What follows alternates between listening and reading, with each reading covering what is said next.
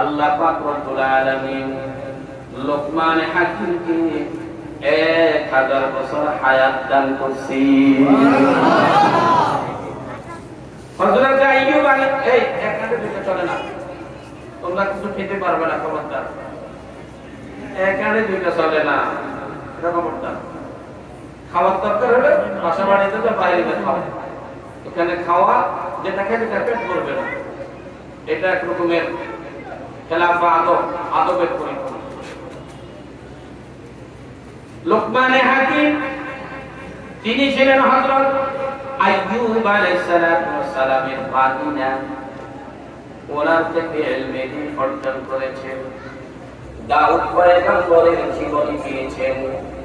দাউদ পয়গম্বর আসার আগে লোকমান হাকিম বনি ইসরাইলের একজন বিচারক ছিলেন, কাজী ছিলেন, মানুষের মাঝে বিচার করতেন। উনি যখন বিচার করতেন, ওনার বিচারটা ছিল স্বর্ণ যে পাল্লা দিয়া মাপে, এটাকে নিক্তি বলা হয়। নিক্তি আমাদের দেশের লাকড়িও মাপে, স্বর্ণ মাপে। লাকড়ির পাল্লা আর স্বর্ণের পাল্লা কোনদিন এক হয় না, কথা বলেন ঠিক না? লাকড়ির পাল্লার মধ্যে হেরফের হয়, মালিক থেকে যদি আপনি লাকড়ি মেপে নিতে যান 2-5-10 কেজি বাড়তি হয়ে যায়, আপনি দিতে গেলেও বাড়তি দিয়ে দেন। এই মুসলমান স্বর্ণ মাপতে গেলে কাটায় কাটায় একটা পয়েন্ট যদি বেড়ে যায়, সেটাও বিশাল হয়ে যায়, ঠিক না বেশি? এই স্বর্ণ মাপার পাল্লা নিক্তির ওজনে তিনি বিচার করতেন, কে আপন কে পর, কে খুশি হবে কে বেজার হবে, কার মন পাবে কার মন পাবে না। লোকমান হাকিম সেই দিকে তাকাইতেন না। যখনই দাউদ পয়গম্বরের নবুয়তি অভিযান চলছে, তিনি বিচার কার্য ছেড়ে দিলেন। লোকজন জিজ্ঞাসা করেছে, লোকমান আপনি কি আমাদের বিচার করবেন না? তিনি বলেন, নবী যেখানে সেখানে উম্মতের বিচার চলে না। শরীয়তের একটা মাসআলা আছে তায়াম্মুম। পানি না পাইলে তখন তায়াম্মুম করা হয়, কথা বলেন ঠিক না?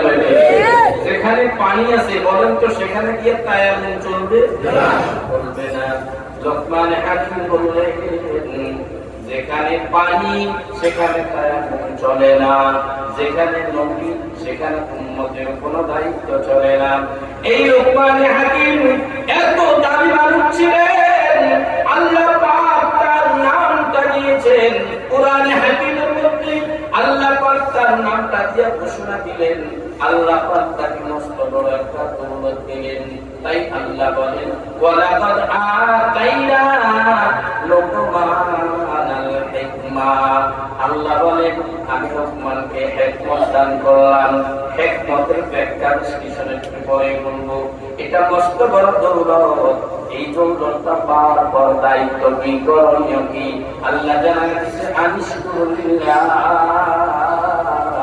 ও লোকমান তুমি আমি আল্লাহর শুকরিয়া আদায় করো। দুনিয়ার মানুষ যদি আল্লাহর শুকরিয়া আদায় করতে যায়, আমার খোদার খোদাইত্বের মধ্যে অনুর পরিমাণও বাড়ে না, কথা বলেন ঠিক কিনা? এজন্য আল্লাহ জানায় দিয়েছে, ওয়ামান ইয়াশকুর ফাইন্নামা ইয়াশকুরু লিনাফসি। যেই ব্যক্তি শুকরিয়া আদায় করবে, আমার মালিকের খোদার খোদাইত্বের মধ্যে বাড়বে না, এটা নিজের কল্যাণে। ওমান কাফারা, আর যে ব্যক্তি শুকরিয়া আদায় করবে না, আল্লাহ জানায় দিয়েছে আমার খোদার খোদাইত্বের মধ্যে কোনো পরিমাণ কোনো জাররা পরিমাণ কমতি আসবে না। ফাইনাল্লাহা গানিয়্যুন হালিম, কেন আমার আল্লাহ তিনি মুখাফিবিহীন, তিনি প্রশংসিত। সুবহানাল্লাহ। আল্লাহ এই আয়াতের মধ্যে জানাইছেন লোকমান হাকিমকে হিকমত দিয়েছে। হিকমত দেওয়ার কারণ কি, কি নীতির কারণে আল্লাহ তাকে হিকমত দিলেন, এটাই আপনাদের সামনে একটু আলোচনা করতে চাই। লোকমান হাকিম তিনি ছিলেন কালো। মুফাসসিরিন কেরাম লিখেছেন, পৃথিবীতে 3 জন কৃষ্ণ বর্ণের কালো মানুষ ছিলেন, তার মধ্যে একজন লোকমান হাকিম। দুই নম্বর হলেন হযরত বিলাল হাবশী রাদিয়াল্লাহু তাআলা আনহু। তিনিও কালো ছিলেন, চুল ছিল মোটা, রূপ লাবণ্য ছিল না, আকর্ষণ বিকর্ষণ ছিল না, কথাও পরিষ্কার ভাবে বলতে পারতো না।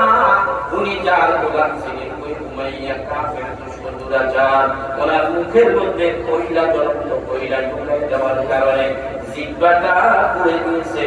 মসজিদ নববীর মুয়াজ্জিন ছিল সত্য, আশহাদু আল্লা ইলাহা ইল্লাল্লাহ পরিষ্কার ভাবে বলতে পারতো না, আশহাদু আন্না মুহাম্মাদুর রাসূলুল্লাহ পরিষ্কার ভাবে উচ্চারণ করতে পারতো না। কিন্তু আল্লাহর কাছে এত দাম, এত দাম, এত দাম। বেলাল হাবশী আযান দিত, তখন তো লাউড স্পিকার ছিল না। আজকে এই লাউড স্পিকার বেশি তো বেশি 5 কিলো যাবে না, 6 কিলো যাবে। লোকমান হাকিম ওনার মতো কৃষ্ণ বর্ণের কালো মোটা বেলাল হাবশী মদিনার মসজিদে আযান দিতে চতুর্দিক দিয়া পাহাড়ে পাহাড়ে পাথর বিছুন, পাহাড় পাহাড়, চতুর্দিক দিয়া 33 মাইল দূরে শোনা যাইত।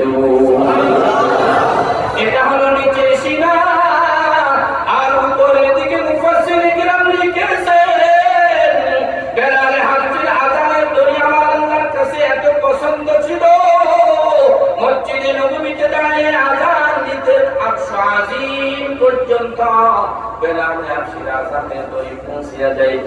আওয়াজ দিয়ে বলেন আল্লাহু আকবার। আরেকজন ছিলেন ওমর ফারুক রাদিয়াল্লাহু তাআলা আনহুর গোলাম, জাহজান তার নাম। সেও কালো কৃষ্ণ বর্ণের গোলা মোটা, আল্লাহ পাকের কাছে বড় দামি। এই লোকমান হাকিমের কর্মজীবনের মধ্যে একটা কর্মজীবন ছিল, লোকমান হাকিম তিনি ছিলেন কাঠমিস্ত্রি। তিনি কি ছিলেন? ঘুমাইতেছেন নাকি?